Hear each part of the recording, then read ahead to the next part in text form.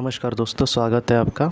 हाल ही में मैंने एक भगवद गीता के दूसरे अध्याय में भगवान श्री कृष्ण जी ने ये कहा है कि जब हमारी बुद्धि मोहरूपी दलदल को छोड़कर उसकी पहली स्टेप है कि मोहरूपी ये जो दलदल है उसको छोड़कर वो परब्रह्म में लिप्त हो जाएगी, तब उसके दिल में अपने आप विरक्ति जो है वो आ जाएगी। ये क्यों कहा भगवान श्री कृष्ण जी ने, इसको बहुत ही सखोल रूप से हम देखने की कोशिश करते हैं।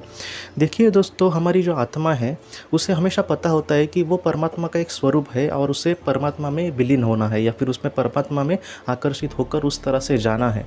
लेकिन ईश्वर के जब वो आत्मा पृथ्वी पर जन्म लेती है तभी भी उसको पता होता है कि हाँ, मुझे इस तरह से मैं इसलिए जन्म ले रही हूँ, उसको पता होता है कि जीवन का उद्देश्य क्या है। लेकिन जब वो मनुष्य के रूप में हम जिस तरह से जीते हैं तो आत्मा और परमात्मा का एक साथ मिलन नहीं हो पाता या फिर एक इंसान अच्छी तरह से उस परमात्मा के नज़दीक नहीं जा पाता। इसके लिए सबसे बड़ा दोस्तों रोड़ा ये डालती है वो है माया। इसलिए ईश्वर ने कहा है कि जो माया रूपी दलदल, ये एक प्रकार का दलदल ही है। हम जिस तरह से माया में अटक जाते हैं, माया के वजह से बहुत बड़े बड़े लोग पाप करते हैं। कुछ ऐसे लोग जो अच्छे होते हैं दिल के, लेकिन माया उनको इस तरह से लुभाती है कि उनके दिल में पूरी तरह से परिवर्तन आ जाता है और वो एक कहते हैं ना कि 2 मिनट के सुख के लिए पूरी अपनी ज़िंदगी और दूसरे की भी कभी कभी ज़िंदगी बर्बाद कर देते हैं। ऐसा सिर्फ नहीं होता दोस्तों, कभी कभी उनके परिवार वालों की, ऐसे लोगों की वजह से भी पूरी ज़िंदगी एक कहते हैं ना कि मायूस भरी या फिर तनाव भरी, टेंशन भरी, चिंता भरी ऐसी बन जाती है। ये सारी चीज़ें सिर्फ़ और सिर्फ दोस्तों माया रूप दलदल जो है उसके लिए कहा गया है। जो ईश्वर कहते हैं उसको बहुत ही बड़ा महत्व होता है और उसका डीपनेस जो होता है वो भी बहुत बड़ा होता है दोस्तों। तो इस वजह से हमें ये सोचना होगा कि जितना हो सके हमें माया के परे जाना होगा या फिर माया के बारे में उतना नहीं सोचना होगा जिस तरह से कुछ लोग उसमें ही अटके रहते हैं। हमें जिस तरह से दोस्तों जितना हो सके माया के बारे में ना सोचना, इससे अच्छा है कि हम परमात्मा के बारे में सोचें। परमात्मा के बारे में हम क्या सोचें? सबसे पहले तो हमें ये सोचना है कि मैं अपनी ज़िंदगी में कितना भी कमाऊँ, लेकिन होता है ना कि कभी ना कभी ये सारी चीज़ें हमें छोड़कर ही जाना है ईश्वर के घर। तो जब हम ईश्वर के घर पर जाएंगे तब हमारे साथ क्या आएगा उसको हमें देखना होगा। इसलिए हमें अच्छे कर्म करने होंगे।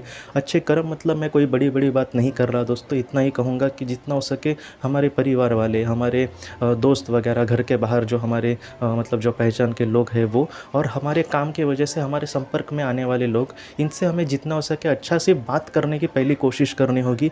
कम से कम दूसरे के साथ अच्छी बात करने के लिए हमें किसी भी चीज़ की ज़रूरत नहीं है। इस तरह ये पहली स्टेप हो गई दोस्तों कि किस तरह से हमें परमात्मा में एकरूप होना है। परमात्मा में एकरूप सब कुछ छोड़ के ईश्वर के ही भक्ति में लग जाओ, ऐसा नहीं है। सबसे पहले हमारे परिवार वाले हमसे खुश होने चाहिए। उसके बाद हमें दोस्तों जितना हो सके समाज में निस्वार्थ रीति से अगर हम किसी के लिए कुछ करने की कोशिश करें तो वो दूसरी स्टेप है। और तीसरी कि ईश्वर में एक सच्ची श्रद्धा और एक भक्ति रखना। सच्ची भक्ति के लिए हमें किसी को छोड़ने की ज़रूरत नहीं है। हम रोज़ के जीवन में भी एक सच्ची भक्ति कर सकते हैं। कभी भी कोई भी बुरा काम अगर हम करते हैं तो उसके लिए ईश्वर से डरना, ये सबसे एक भक्ति का ही दोस्तों एक पार्ट है ये, कि ईश्वर से डरना। कहीं ना कहीं मैं कुछ बुरा करूँ, कोई भी नहीं देख रहा लेकिन वो ईश्वर देख रहा है, इसलिए मुझे कम से कम कुछ बुरा नहीं करना। इस तरह से अगर हम करने की कोशिश करें तो हम बहुत ही अच्छी गति को दोस्तों जा सकते हैं।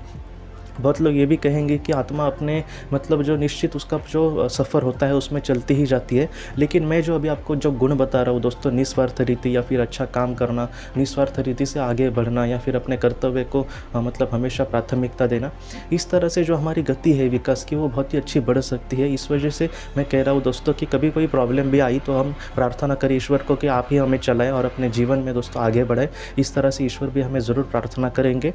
लेकिन पहली बात यह आती है कि मोहरूपी दलदल से हमें छूटना है और परमात्मा में एक रूप होना है। और अगर ऐसे कोई करता है तो उसके दिल में वैराग्य जो है वो पूरी तरह से उत्पन्न हो सकता है।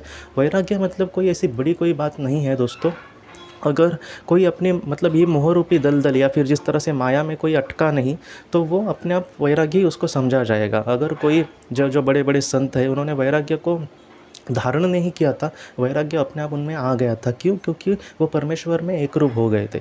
इस तरह से अगर हम बहुत ही अच्छे से कर्म करने की कोशिश करते हैं तो इसी तरह से हम वैराग्य को धारण कर सकते हैं और जीवन में ज़रूर आगे बढ़ सकते हैं दोस्तों। इसी तरह से दोस्तों हमें जितना हो सके माया के परे जाकर एक अच्छी ज़िंदगी जीने की कोशिश करनी होगी। परमात्मा में एकरूप होना होगा और हमेशा एक अच्छी ज़िंदगी जीकर दोस्तों हमेशा दूसरों के लिए भी ज़्यादा से ज़्यादा कुछ करने की हमेशा कोशिश करनी होगी। आज के इस भाग को लेकर अगर आपके कोई भी सवाल हो हो तो आप ज़रूर पूछें, जितना हो सके मैं उसका आपको जवाब देने की कोशिश करूँगा। हम अपनी अगली वीडियो में मिलते हैं। आप अपना अपने परिवार का ख्याल रखना। आपका बहुत बहुत धन्यवाद।